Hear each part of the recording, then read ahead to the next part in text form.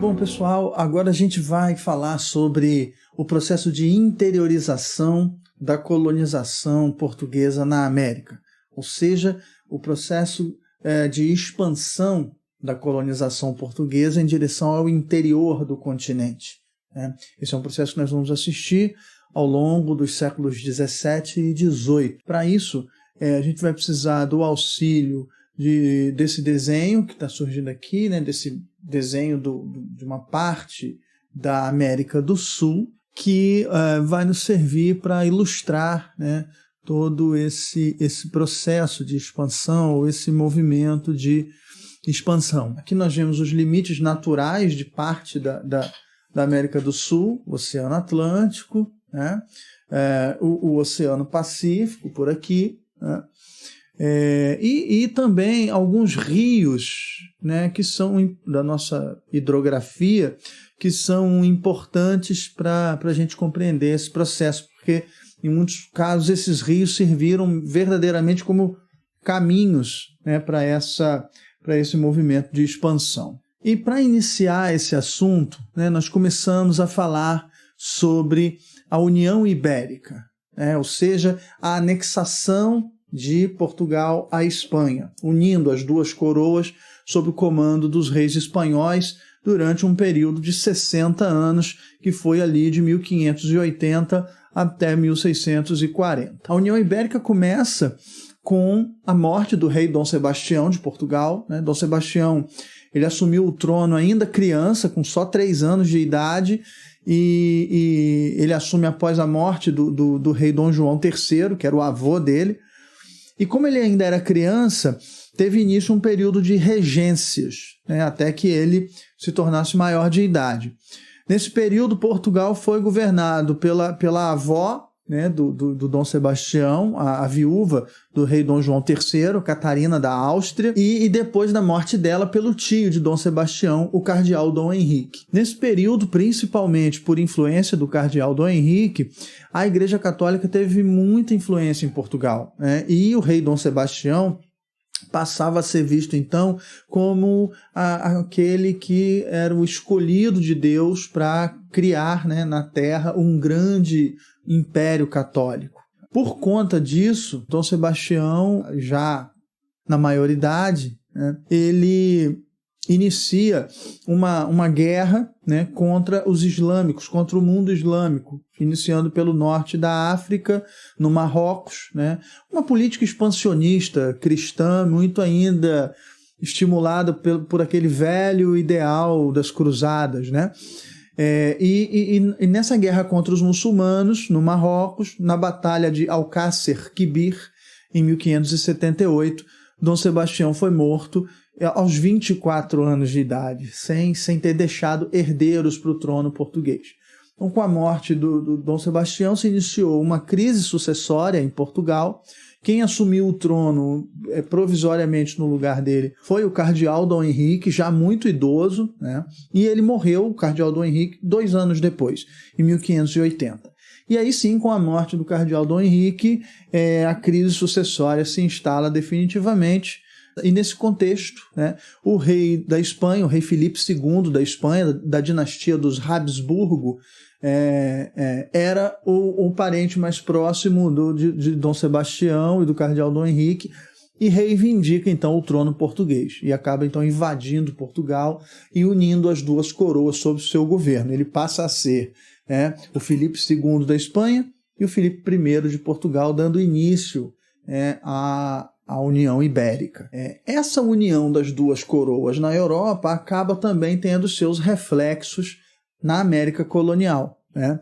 Então, você passa a ter também a unificação de todo o continente americano. Vamos nos lembrar que mais ou menos por aqui, essa linha não vai ficar muito retinha, mais ou menos por aqui, assim, sei lá, passava o meridiano de Tordesilhas, né? Mais ou menos um pouquinho mais aqui pro oeste, né? Mas aqui havia a divisão da América portuguesa e da América espanhola, né? E a colonização portuguesa, pelo que nós podemos ver aqui no mapa, a colonização portuguesa, ela se mantinha ainda muito no litoral. Isso aqui é o momento do início da União Ibérica, ou seja, o final do século XVI, né? Aí 1580, 1590, a gente ainda tinha uma colonização muito ligada, muito focada, restrita aqui ao litoral e à produção açucareira, principalmente, né, aqui na região da capitania da Bahia, no recôncavo da capitania da Bahia, na capitania de Pernambuco, principalmente, e um desenvolvimento aqui também na capitania de São Vicente, que concentrava um número grande de vilas aqui, pelo que a gente pode ver, entre elas aqui a vila de São Paulo de Piratininga. Mas não passava disso, né? Ou seja, havia muitas dificuldades, nós já vimos, né, em aulas anteriores, né, muita dificuldade na consolidação da colonização a partir da produção açucareira. Nós já vimos questões relacionadas à mão de obra, né, ou à mão de obra indígena, e também vimos as questões que envolviam,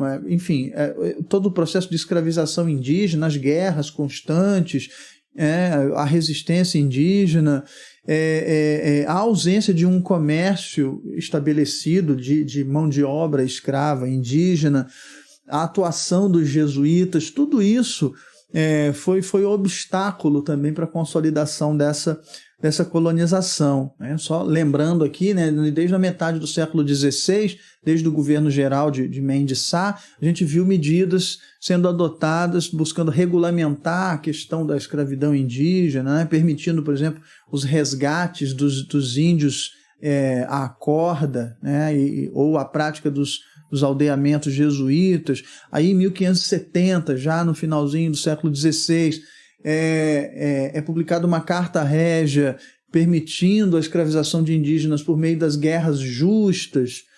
E no início do século XVII, já durante o período da União Ibérica, uma carta régia filipina, né, emitida pelo rei Filipe II, ou Filipe II da Espanha, ou Filipe I de Portugal, que definia que o cativeiro indígena ou a escravidão era contra o direito natural dos seres humanos e proibia, então, definitivamente a escravização de indígenas.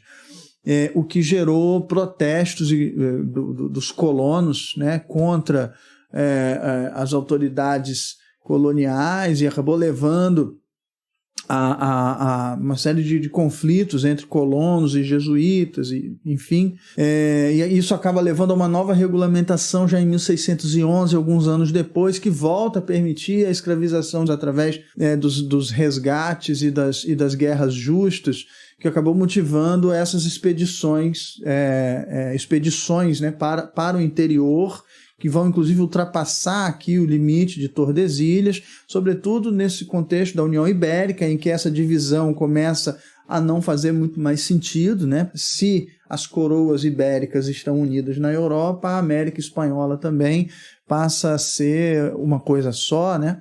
Então, expedições que vão para o interior com esse objetivo de escravizar os indígenas, enfim, né?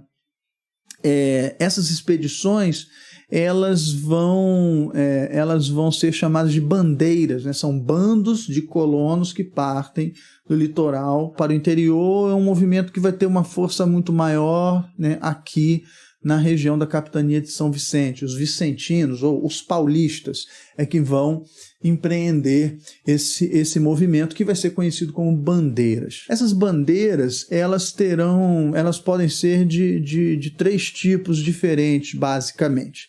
Você vai ter as bandeiras, as expedições de prospecção, que é a busca por aqui, né? Expedições de prospecção, que é a busca por metais preciosos. Então, nós vamos ter expedições para o interior do continente, né? Entrando na mata, abrindo trilhas na mata, subindo serras de montanha em busca da existência de pedras preciosas, de metais preciosos. Essas são as bandeiras ou bandeirismo de prospecção de metais. Um exemplo nós temos aqui na capitania da Bahia, um colono chamado Belchior Dias Moreira. Ele buscou aqui na Serra de Itabaiana, no sertão da capitania da Bahia. Ele buscou a existência de ouro durante muito tempo, né? É um exemplo, um dos primeiros movimentos de penetração aí para o interior, né?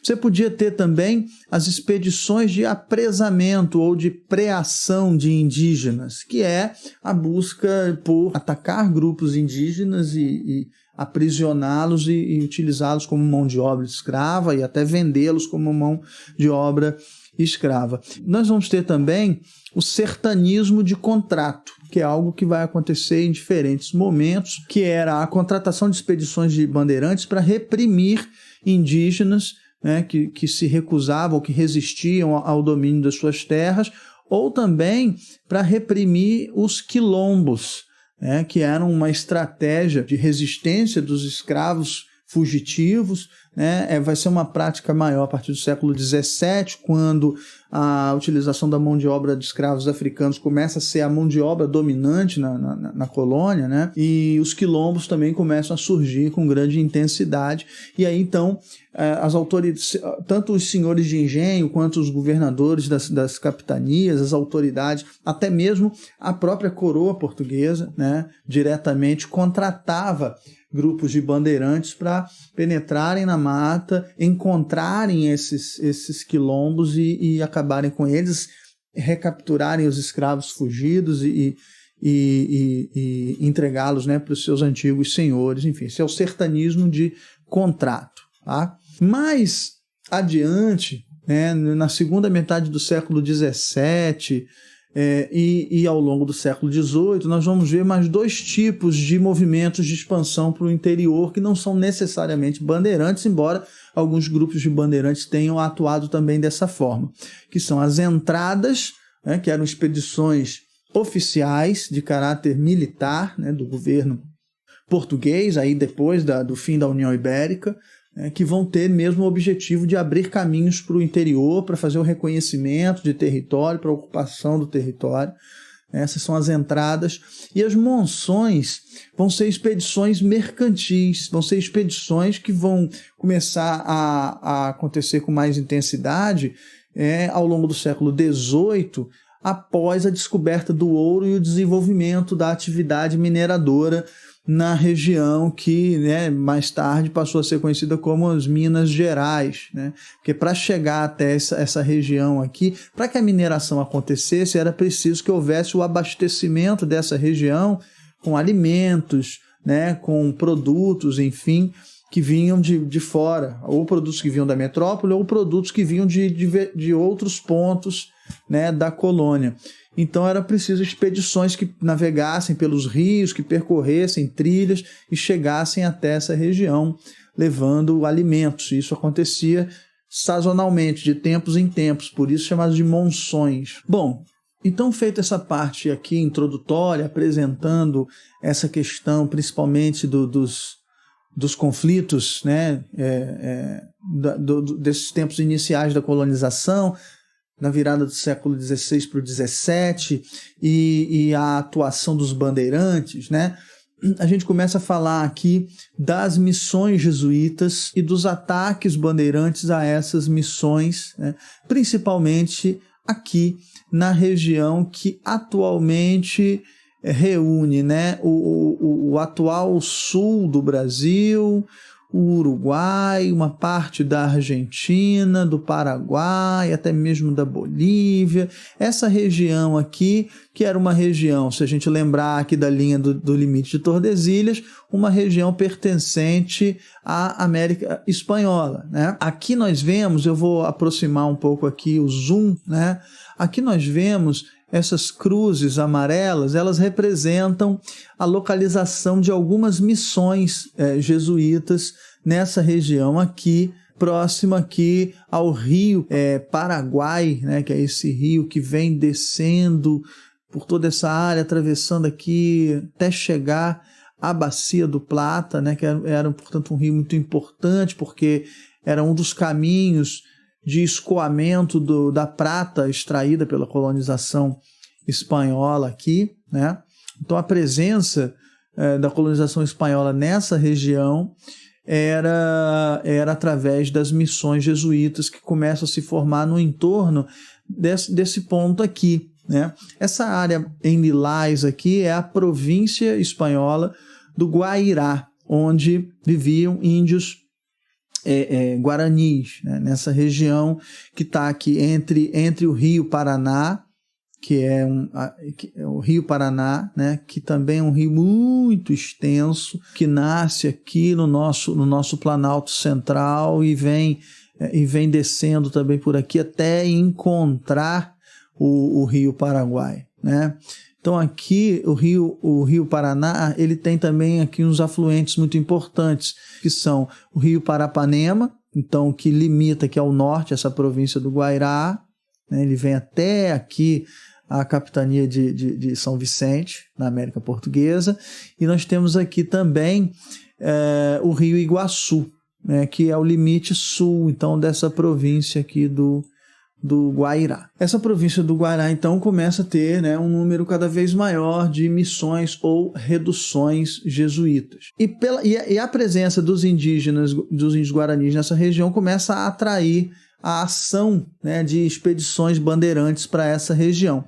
Aqui em verde, nós vemos, né, nessa trilha aqui em verde, nós vemos uma dessas expedições bandeirantes, né, que saiu em 1606 aqui da vila de São Paulo de Piratininga, liderada por um bandeirante chamado Manuel Preto, que lidera então uma expedição de apresamentos indígenas.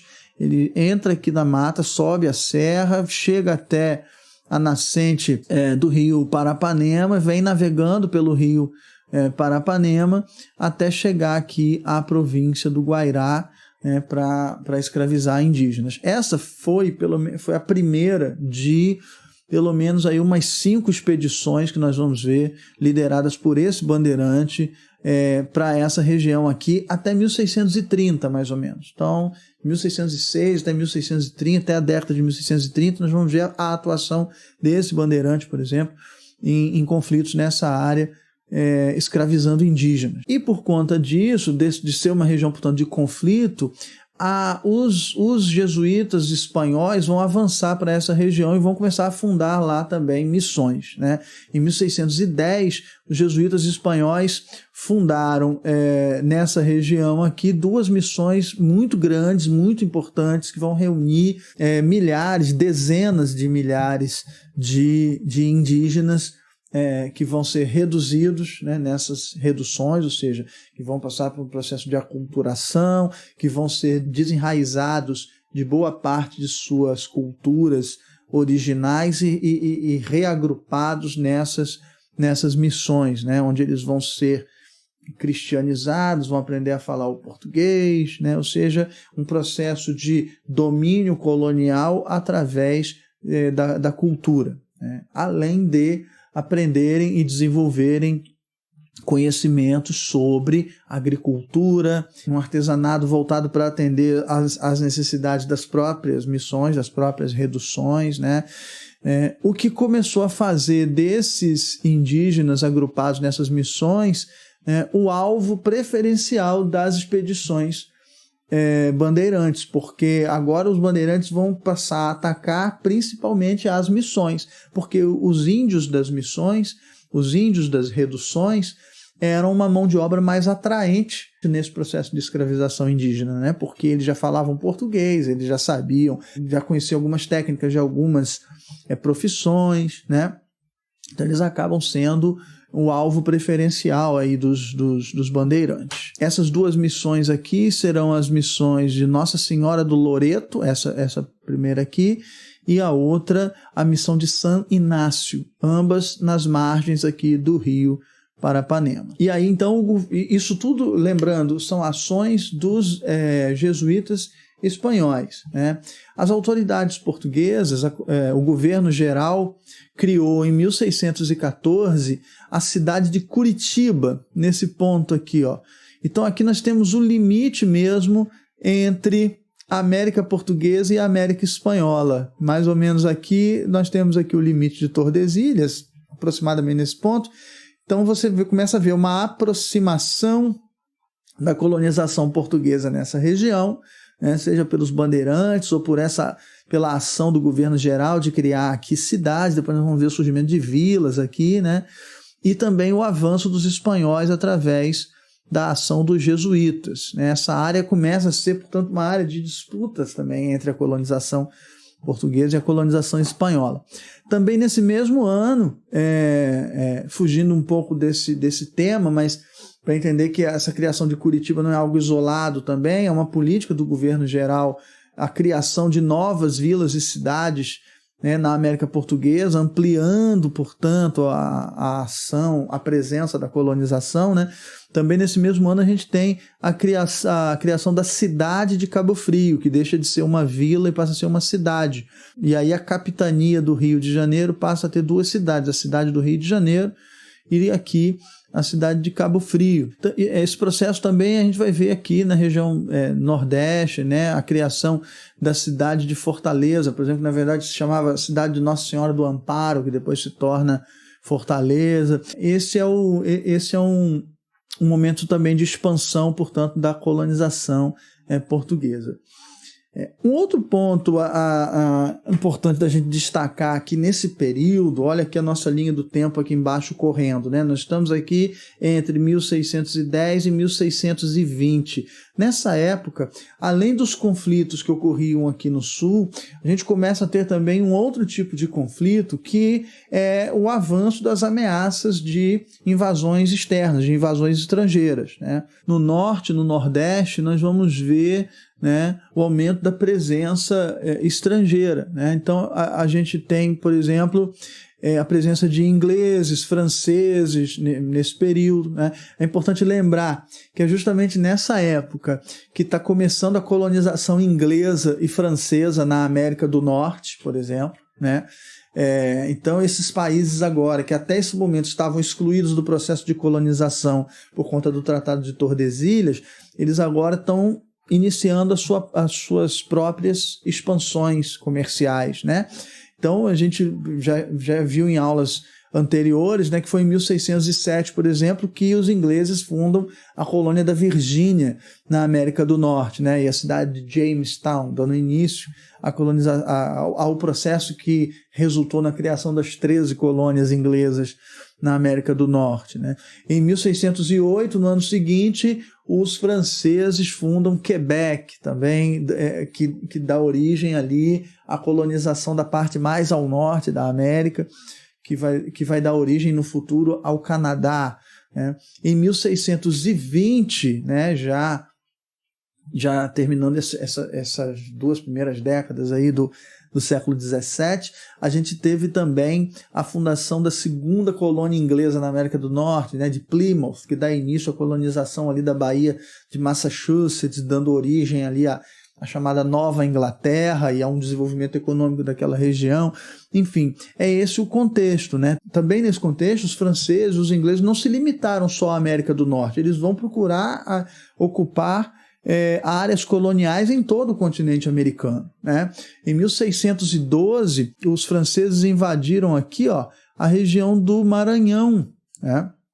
E fundaram a França Equinocial, uma colônia francesa nessa região. Os franceses já tinham ocupado a região do Rio de Janeiro, a Baía de Guanabara, né? E foram expulsos pelo governo geral. E agora mais um movimento de colonização francesa aqui na América, né? No Maranhão, o Maranhão passa a ser ali nessa áreazinha marcada aqui em lilás também, lilás, roxo, não sei, né? Nessa áreazinha aqui, a França Equinocial, né? E a cidade de São Luís passa a ser, foi fundada e passa a ser a capital, né? Em homenagem ao rei Luís XIII da França, o rei absolutista francês, Luís XIII, né? Por isso chama São Luís e se mantém esse nome até hoje, né? Um outro ponto que eu queria destacar aqui é também nesse momento que tem início uma atividade econômica que vai ser também muito importante para esse processo de interiorização da colonização portuguesa na América, que foi o início da pecuária. Tá? Inicialmente a criação de gado ela só podia acontecer junto aos engenhos, né, para atender às necessidades dos engenhos, seja de transporte da cana, né, ou para fazer as moendas girarem, né? Era força de trabalho, né? Os carros de boi, enfim. Né? Então, assim, a pecuária ela não podia ser uma atividade econômica autônoma, independente. Ela tinha que estar ligada ao atendimento, né, à subsistência dos engenhos. O açúcar era para ser a única atividade econômica. Né? Depois, começa a ser permitida a criação de gado fora desses limites, né? Mais para o interior. E aí, então, a gente tem aqui em 1614, ainda aqui nessa década, segunda década, né, do século XVII, a gente tem a primeira feira de gado aqui no sertão da Bahia, né, junto aqui ao Rio São Francisco. E aos poucos nós vamos ver que essa região aqui do Vale do Rio São Francisco vai se tornando uma região importante, né, de pecuária, e essa atividade econômica também vai contribuir para esse processo de expansão da colonização para o interior. Bom, retornando aqui para a região sul, para os conflitos aqui entre jesuítas, bandeirantes, indígenas e etc. Né? Nós temos mais um ataque aqui em 1612, mais um ataque dos bandeirantes liderados por Manuel Preto à região do Guairá, dessa vez atacando as missões de Nossa Senhora do Loreto e de São Inácio para escravizar os indígenas. Né? Antes desse ataque, uma outra expedição bandeirante já havia também, em 1610, capturado vários índios guaranis naquela região, então era alvo de ataques constantes nesse momento. E ao mesmo tempo que está acontecendo esses ataques aqui, né, aqui no norte, na França equinocial, o governo geral está também lutando contra os franceses, buscando expulsar os franceses, o que consegue fazer em 1615. No ano seguinte, os franceses são expulsos do Maranhão e acaba a França equinocial. Os conflitos na região do Guairá avançam nesse momento.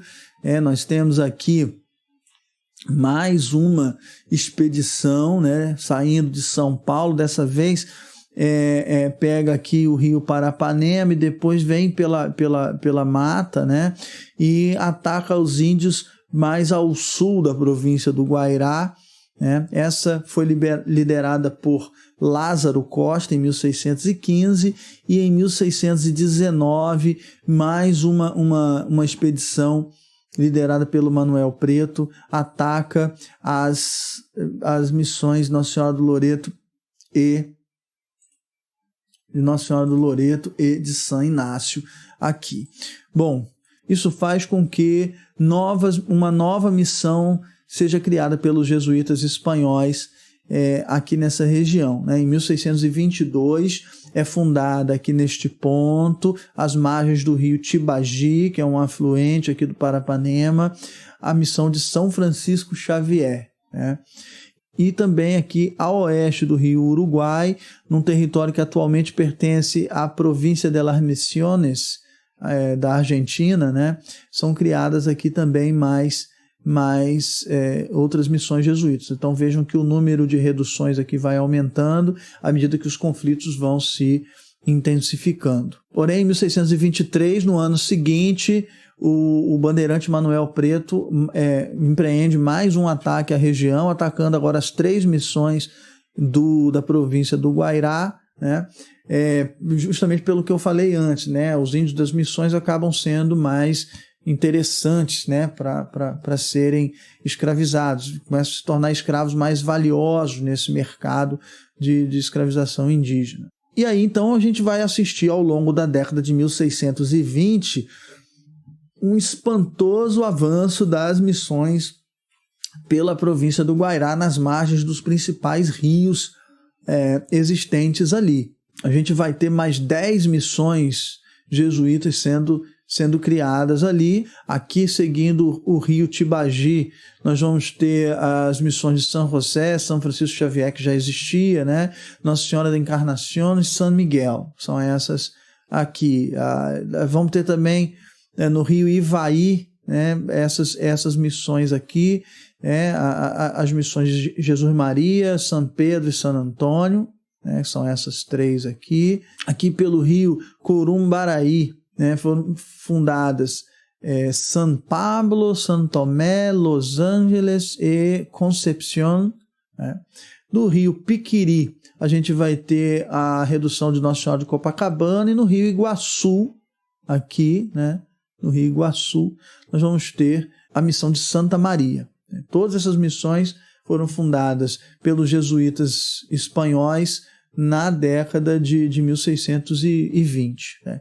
Também nessa década de 1620, os jesuítas espanhóis vão fundar as missões da região do TAP, que é essa outra região, essa outra mancha aqui também, né? Limitada aqui pelo rio Uruguai, toda essa extensão do rio Uruguai aqui, né? Essa província do TAP, onde nós vamos ter também o surgimento ali de várias missões, né?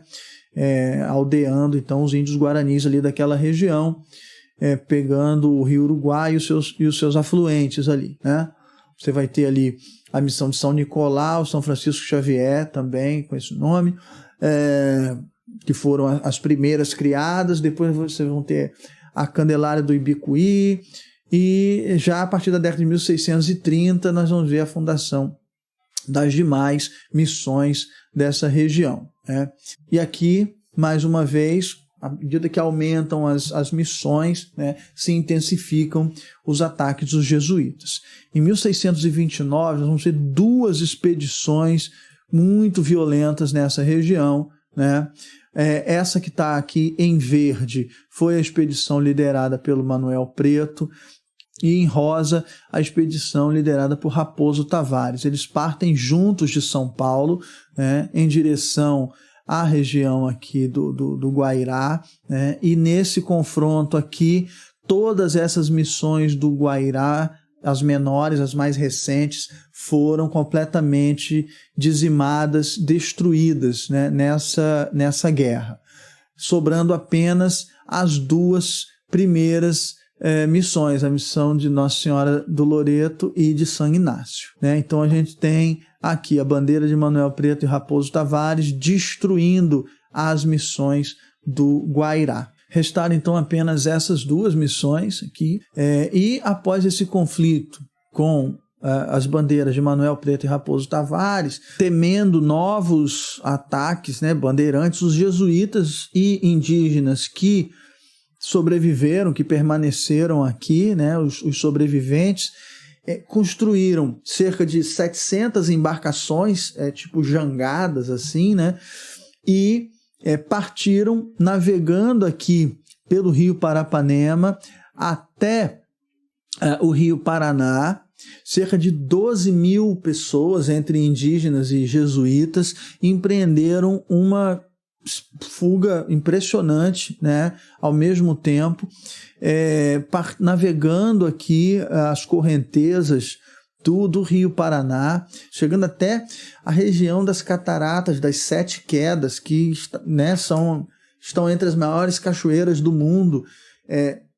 Morreu muita gente nesse processo, nessa tentativa de fuga pelo rio Paraná em direção aqui à Argentina. Das cerca de 12.000 pessoas que partiram daqui, apenas 4.000 chegaram até, um terço, né, chegaram até essa região aqui e conseguiram se estabelecer ali. Então, a partir desse ponto, nós não temos mais a presença, né, das missões jesuítas na região do Guairá. Reparem também aqui que tem umas manchas nesse ponto aqui, mais ou menos, outra mais aqui em cima. Essas são as áreas onde havia, né, ali as missões que também começaram a desenvolver a pecuária, a criação de gado. E com a expulsão dos jesuítas ali daquela região, essa área começa a ser ocupada por colonos da América Portuguesa, por paulistas principalmente, que começam a se estabelecer nessa região e começam a se dedicar à criação de gado. Então veja, a pecuária ela não só estava presente lá no Nordeste, na Bahia, depois nós vamos começar a ver também em Pernambuco, mas também aqui no Sul, né, uma atividade que começou a ser desenvolvida pelos jesuítas, né, e que agora está sendo dominada, digamos assim, pelos colonos da América Portuguesa. Nessa passagem da década de 20 para a década de 30, nós falamos aqui de 1629, né? Então nessa passagem da década de 1629 para a década de 1630, os jesuítas espanhóis também ocuparam essa região aqui, que atualmente pertence ao estado brasileiro do Mato Grosso do Sul. Essa é a região do Itatim, onde também viviam índios guaranis e onde os jesuítas também, muitos fugindo aqui da guerra aqui contra os bandeirantes, se refugiaram para essa área e fundaram aqui também as missões do Itatim. Essas áreas marcadas com essa mancha lilás, portanto, são áreas originalmente de colonização espanhola por meio da ação dos jesuítas e que posteriormente foram sendo incorporados à América Portuguesa, muito em parte por essa ação dos bandeirantes atacando aqui as missões para escravizar os indígenas, também nas expedições de prospecção de metais, que nós vamos ver que vão começar a acontecer aí chegando à metade do século XVII, e, consequentemente, vão sendo incorporados, então, à América Portuguesa e, futuramente, ao território brasileiro, né? Atualmente, isso corresponde aqui a uma parte do estado do Rio Grande do Sul, a uma parte do estado do Paraná, uma parte do Mato Grosso do Sul, né? Atuais estados brasileiros. Assim, nós vamos percebendo, então, esse movimento de expansão territorial da América Portuguesa e da formação, né, desse território que configurou aqui os limites do atual mapa do Brasil, né? Então a gente vai ver que isso é uma construção, isso não é algo natural, isso é uma construção política, econômica, envolve conflitos, né? Enfim. Isso é importante a gente ter sempre em mente. Avançando pela década de 1630, né, o alvo principal dos bandeirantes passa a ser agora as missões do TAP, mais ao sul aqui. Então, em 1636, uma expedição liderada pelo bandeirante Raposo Tavares destrói completamente também as missões do TAP. Todas essas, olha quantas missões já tinha aqui na metade da década de 1630, né? Então, a gente olhar aqui agora, né, nós estamos entre 1630 e 1640 aqui na nossa linha do tempo que vai avançando aqui, né? Então nós temos também nesse momento a destruição das missões do TAP. Essa expedição de Raposo Tavares, ela tinha mais de 120 bandeirantes paulistas e um exército de mais ou menos 100 indígenas, né?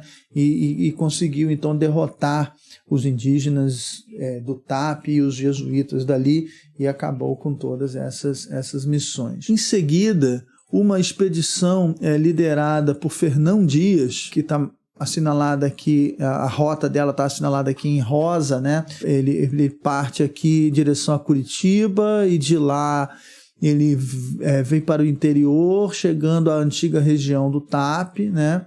Navegando aqui pelo Rio Uruguai, ataca índios guaranis aqui nessa região, sobreviventes ainda das antigas missões do TAP, e depois avança sobre outras aldeias guaranis aqui nesse território que já é o Uruguai, né?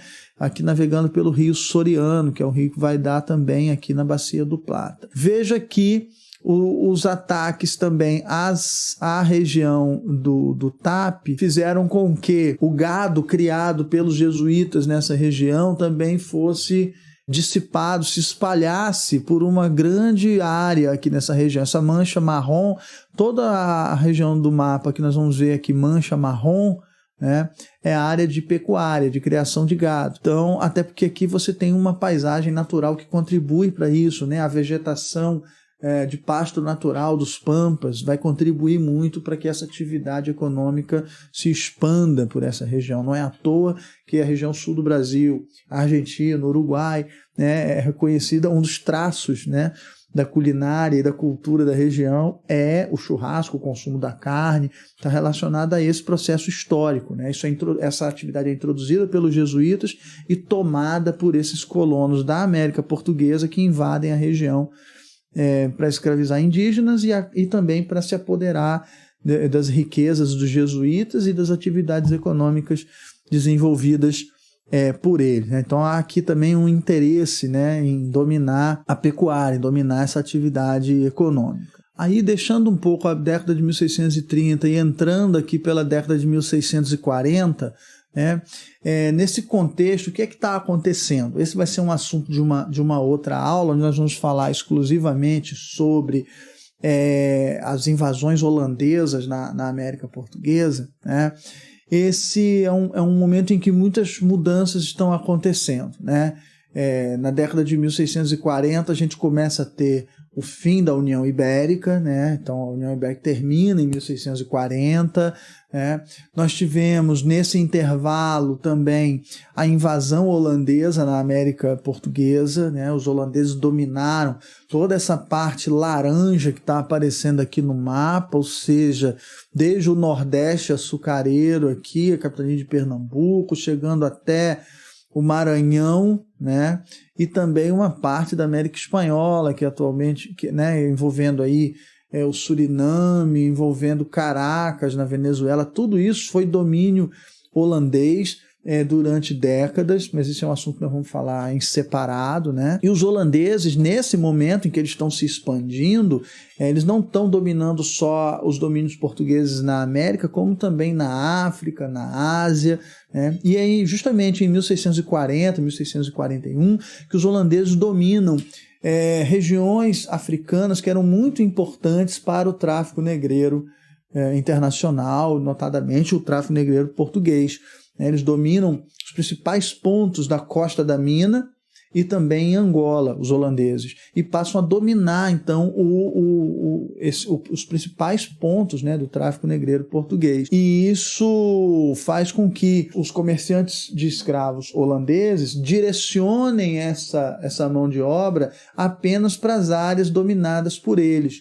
Isso vai causar, né, um prejuízo muito grande no restante aqui da América Portuguesa. Toda essa região ao sul dos domínios holandeses começa a sofrer com falta de mão de obra e isso vai fazer com que novamente as ações dos bandeirantes avancem com o objetivo de escravização indígena. Então é nesse contexto que nós vamos ter mais uma expedição liderada pelo bandeirante Raposo Tavares. Essa expedição é a que percorre o maior território até então já percorrido por essas expedições. Era uma expedição que reunia características distintas, né? Era uma expedição que buscava metais preciosos, ao mesmo tempo escravizou indígenas e tinha o objetivo de fazer um reconhecimento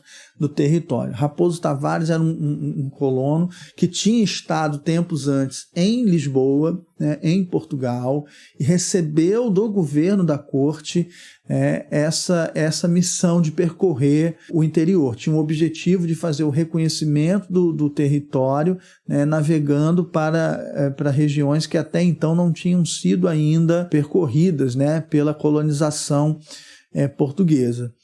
Então ele parte aqui de São Paulo, navegando dessa vez pelo rio Tietê. Ele chega aqui à região do Pantanal, ataca as missões do Itatim, né, onde ele vai escravizar os indígenas dessas missões, ele extermina essas missões, elas deixam de existir. Segue aqui pelo rio Paraguai até a sua nascente, depois ele consegue chegar até o rio Guaporé, nesse ponto aqui, navega pelo rio Guaporé, chegando à bacia amazônica, né? Aqui pelo rio Mamoré, pelo rio Madeira, até chegar ao rio Amazonas, e essa expedição finalmente chega até Belém. Então vejam que essa é uma expedição que, se juntarmos essa expedição com uma que tinha acontecido anos antes, que percorreu o rio Amazonas, né, entre 1637 e 1638, essa foi uma expedição oficial portuguesa também, liderada pelo militar português Pedro Teixeira, que navegou pelo rio Amazonas, chegando até Quito, no Equador, fazendo todo o reconhecimento dessa área, né? Se juntamos essa expedição com essa expedição aqui do Raposo Tavares, nós vemos que boa parte do atual território brasileiro vai sendo explorado, né, pela colonização portuguesa a partir desse momento. Esse é um momento pós-União Ibérica, onde as rivalidades entre Portugal e Espanha se intensificam, né?